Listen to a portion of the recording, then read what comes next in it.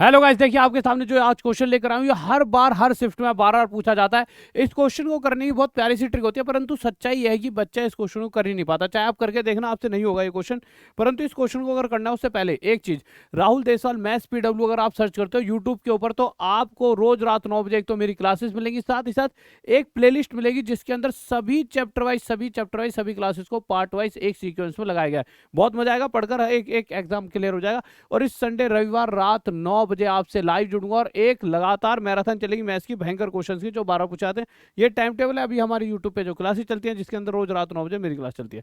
तो गाइस देखिए, जिस क्वेश्चनों की मैं बात कर रहा हूँ उस पर आने से पहले एक बेसिक सी चीज आपको समझाऊंगा, जो आप में से बहुत सारे बच्चों को आती है और मैक्सिमम बच्चों को नहीं आती।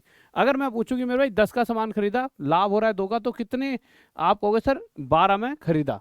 परंतु अगर मैं कहूं ये बिल्कुल गलत है, आप कहोगे गुरुजी गलत कैसे है। बच्चे गलत ऐसे है, देखो, अगर 12 का खरीदा है मैंने और मैं 2 रुपए का उस पर लाभ लूंगा, यानी 12 और 2 14 में बेचूंगा। यहां तो 10 में बेच रहा हूं। कहने का मतलब क्या है कि अगर मैं ये ऐसे पूछता कि भाई 12 का खरीदा, 2 रुपए एक्स्ट्रा लेकर बेचूंगा, तो 14 ठीक है, यानी 12 में तो जुड़ गया। परंतु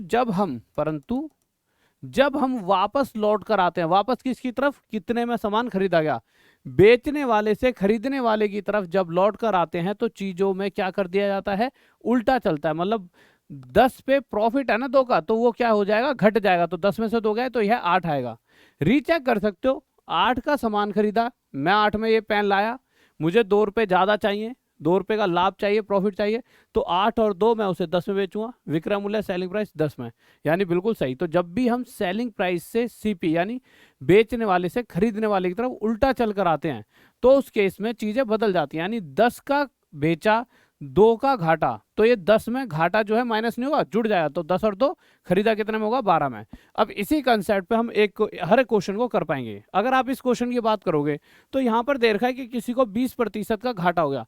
किसी को कितने परसेंट का घाटा हो गया, 20% का। और आपसे पूछ क्या लिया है, आपसे पूछ लिया ये बताओ उसका लॉस परसेंट कितना होगा। आप में से 90% बच्चा क्या कहेगा, अरे गुरुजी क्या चक्कर है, लॉस परसेंट दे रखा है और लॉस ही परसेंट पूछ लिया। भाई हानि प्रतिशत दे रखा और हानि प्रतिशत पूछ लिया। कहना क्या चाह रहा है ये क्वेश्चन, सबसे ज्यादा बच्चे को इस क्वेश्चन में दिक्कत आती है कि जो दे रखा है वही पूछ रहा है। बच्चों जो दे रखा है वो बात सही है कि 20% की हानि। सबसे पहले 20% होता कितना है, 20% होता है मेरे भाई 1/5। तो ये बात तो सही है कि आपको क्या दे रखा है, 20% लॉस, और पूछ भी ये लॉस ही परसेंट रहा है। परंतु ये जो लॉस परसेंट है यह किसके ऊपर हो रहा है, ये हो रहा है सेलिंग प्राइस के ऊपर, विक्रय मूल्य बेचने वाले मूल्य पर। अगर कभी भी आपको एक्चुअल लॉस परसेंट जिसे हम कहते हैं ना, वह निकालना है, तो नीचे हमेशा क्या रखना होता है मेरे प्यारे बच्चों, सीपी। पर जल्दबाजी में किसी व्यक्ति ने नीचे क्या रख दिया है, एसपी यानी बेचने वाला मूल्य, और इस पर कैलकुलेशन कर दी, और इस पर कैलकुलेशन करी, और ऊपर क्या रखा है, जो भी उसे लॉस हो रहा होगा। अब एक्चुअल लॉस परसेंट हमें चाहिए, और एक्चुअल लॉस परसेंट जिसे हिंदी में हानि प्रतिशत कहते हैं, उसे निकालने के लिए नीचे हमेशा क्या रखा जाएगा, सामान कितने में खरीदा, चाहे लॉस हो चाहे प्रॉफिट का। अगर प्रतिशत जानना वो भी एक्चुअल वाला, तो नीचे हमेशा रखेंगे सीपी। और आपको यहाँ पे सीपी पता नहीं है, तो अभी अभी बताया था अगर मुझे सीपी निकालना है, तो आपको पता है ये लॉस है, तो सीपी की तरफ जा रहे हैं, यानी उल्टा चल रहे हैं यहाँ पे।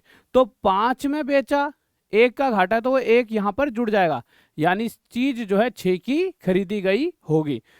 यानी नीचे जो सीपी है, जो सामान खरीदा वो 6 का है, उस पर 1 का घाटा, 1/6, 16 सही 2/3%। और यह हमारा मेरे प्यारे बच्चों आंसर आ गया। अब आप देखिए कितना मजा आने वाला है आपको।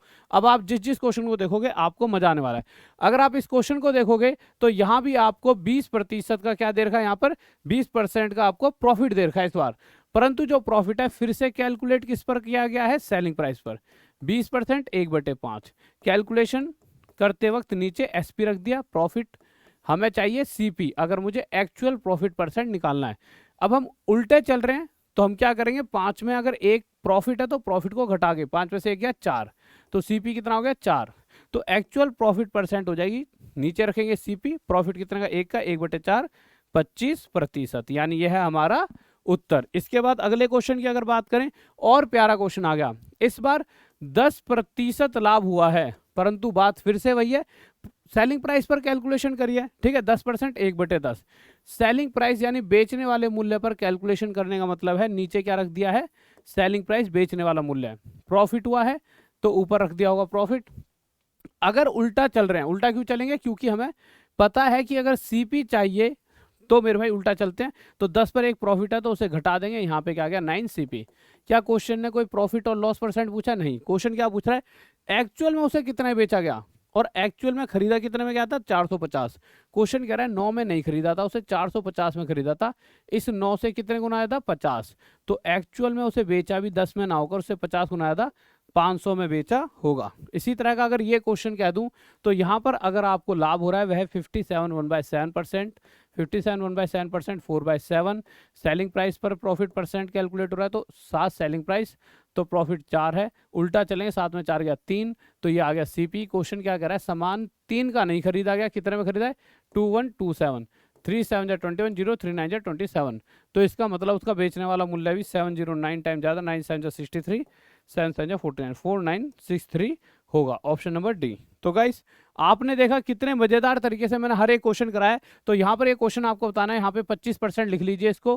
25% के साथ इस क्वेश्चन का जवाब आपको कमेंट बॉक्स में बताना है, और जितने ज्यादा बच्चे इसका आंसर देंगे, अभी जो मैराथन आएगी ना संडे को, हर एक बच्चे का 7-8 मिनट लगातार, जैसी रात में 9 बजे लाइव क्लास होगी संडे को, उसमें सभी के कमेंट बताऊं, मतलब जिसने सही आंसर दिया हो तो जल्दी से कमेंट बॉक्स में आंसर दें। और इस संडे रात 9 बजे कोई भी बच्चा जुड़ना ना भूले।